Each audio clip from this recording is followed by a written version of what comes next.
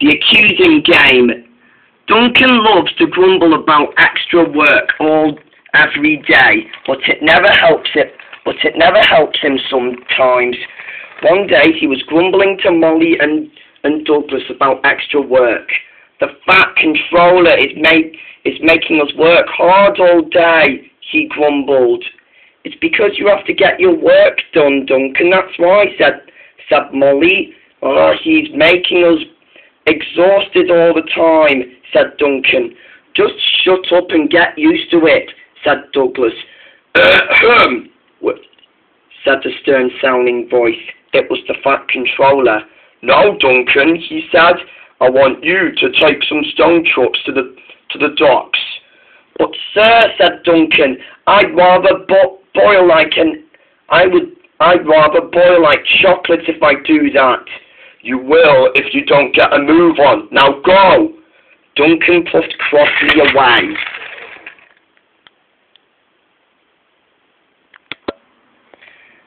At last Duncan found the stone trucks, but instead of shunting them gently, he bumped them hard. Oh, oh, oh, said the trucks. Duncan began to growl. Grrr, he growled. Stop moaning, said his driver, and get on with your work. Duncan ignored his driver and puffed away.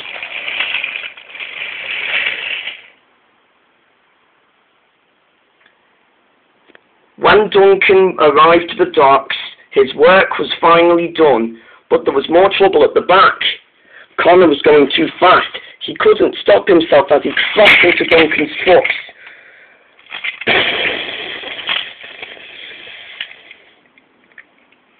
Ow! Screamed Duncan.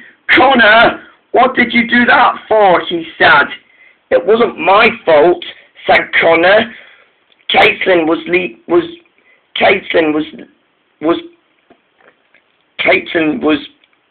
leaving me late, which made me rush to the docks and crash into your trucks. Caitlin is going to pay for this, said Duncan. It's time we have a word with her tonight, he said. Soon Connor agreed. When Connor and Duncan soon got back to the sheds together in the evening, they soon finally found Caitlin and spoke to her. Caitlin, shouted Duncan, it's your fault that you made Connor crash into my stone trucks. It wasn't my fault, said Caitlin. It was Bulgy. He made me late for my train, which caused Connor to get held up by my late train to cause Connor to crash into your stone trucks. Oh, said Douglas, so you are going to blame Bulgy. Just forget it. The accident's over. Duncan was very cross.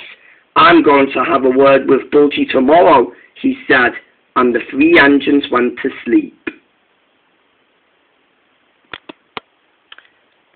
A new day finally started, and Connor was still pulling the express when he found Bulgy at the yards. There you are, he said. There you are, he said. It was your fault. You caused Caitlin to be late for her train, and your fault that you made me crash into Duncan's trucks, he said.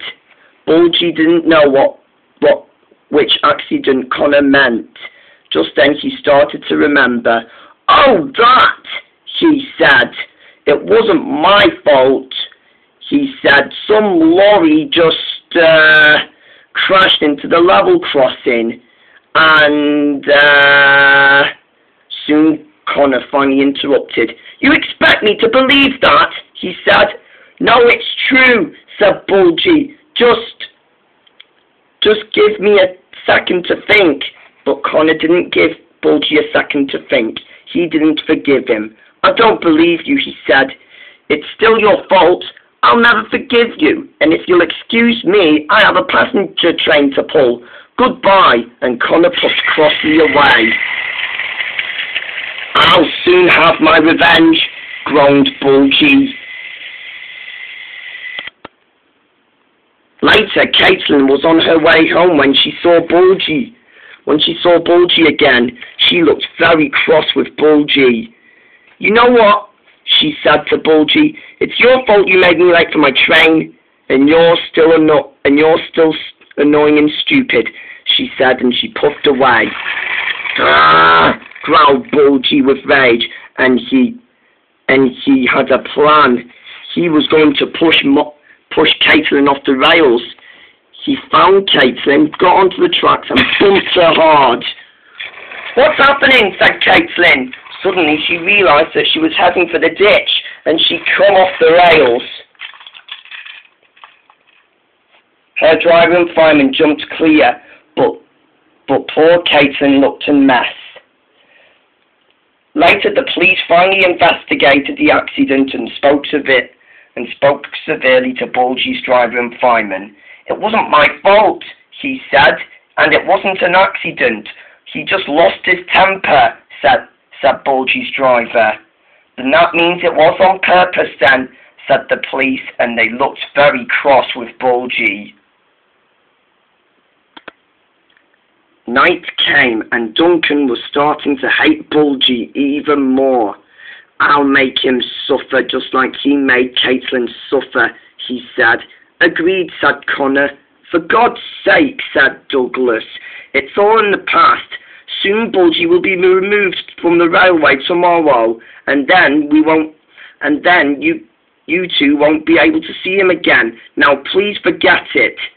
But Connor and Duncan still didn't forget it, and with that the four shut their eyes and went to sleep. Later that day, Duncan was still working at the yards when he saw Bulgy again, but this time Bulgy was stuck on the tracks and couldn't get out. Serves him right, said Duncan. Now's my plan, to teach him a lesson. He pushed Bulgy off the rails, and Bulgy crashed into the shop, and the shop was then on fire. Duncan was shocked about the shop, but not shocked with Bulgy. Proteus soon gasped in horror. The shop's on fire, he said. We must call 999, said his driver, and with that they went inside the station and phoned the fire brigade. Soon the fire brigade arrived, as well as Flynn and Bell. The shop was free from the fire, but was lost. Bulgy had suffered in the fire, but he was then sent to the works on Proteus's flatbed truck. The Fat Controller was extremely angry with Duncan and felt enraged with him as well. You have caused a disturbance, he said. And now, he said, I'm bringing in good news for you. Bulgy is out of my railway anymore because he's been rude to you, and yes, because of what you did, he said. And yes, because of what you did, he said. From now on, you'll be at the quarry pulling trucks with Proteus for 2 weeks, and don't even think of coming out. Ah, growled Duncan, and he puffed away crossly.